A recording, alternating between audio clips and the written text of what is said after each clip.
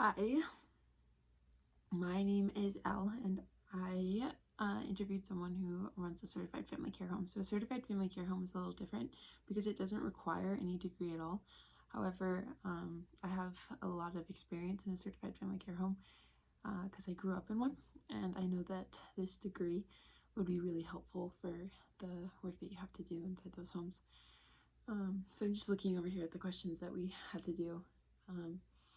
The work environment for a certified family care home is very relaxed. So it's technically a government job, however, it's very, like I said, very relaxed. You do it through your home. So you have, depending on what state you live in, like 3 to 6 people who live with you and you take care of them 24/7. Those are people who are physically or mentally disabled. So throughout my life, we've had people who are like schizophrenic or whose parents had done like drugs or had been abusive while the mother was pregnant, and the child was born disabled mentally, physically, people with cerebral palsy, people who are just elderly and have dementia, and their children aren't able to take care of them. It could be a lot of different people for a lot of different reasons, and the age range can really vary. We've had people as young as 20 and as old as, I think the oldest we had was 98. Because it's a government job, there are some people that you work with, especially when you're trying to get a new resident. However, it's really just done through your home, and besides a few different state checks that happen once every 6 months, there's not much else to it. However, the people that you take care of, you're taking care of 24/7. Sometimes they have programs that they go to, but they pretty much rely on you for all of their basic needs. You cook for them, you clean for them, you shower them sometimes. Sometimes you have to change their catheter or other different, things that can be kind of gross. There's a lot of different stressors. I mean, you can have some residents who you're not able to leave alone. So if you want to do something like go to the grocery store, you have to take this resident with you, and maybe they can't walk or they're in a wheelchair, and you're the one who has to push them and load them in and out of the car. As well as there are people who are like sometimes sick and dying that you're caring for, or people who have life-threatening diseases or life-threatening dietary restrictions. Like if someone's been on dialysis, there's too many restrictions for this video to explain.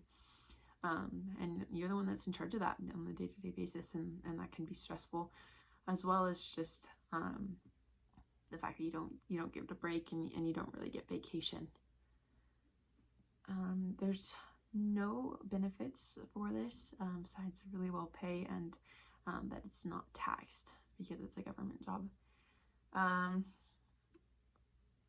mentioned some of the common tasks earlier, like feeding, bathing, cleaning, driving, all of those, just like basic needs. It's very similar to being a mother and some of those jobs that you have.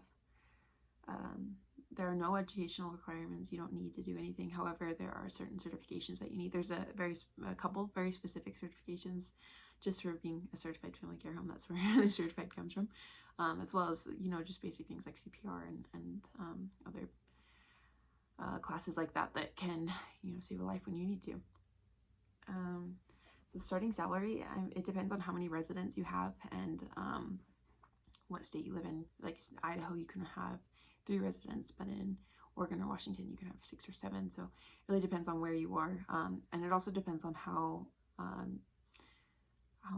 big the needs are for each resident. So I just took like what my mother, like her, how much she makes with the residents she has right now, and then I kind of multiply that based on the max that I know of a residence that you can have. So the range that I got from that is 108,000 to 216,000, and that's working from home. Some miscellaneous information is just that this is a really rewarding job. It's a lot of work and it's really stressful, but at the same time, it's like just receiving more family members, more people to love and take care of, and it's amazing. Sometimes you're the only people in their lives, the only ones who are there for them, or really the only ones who care for them.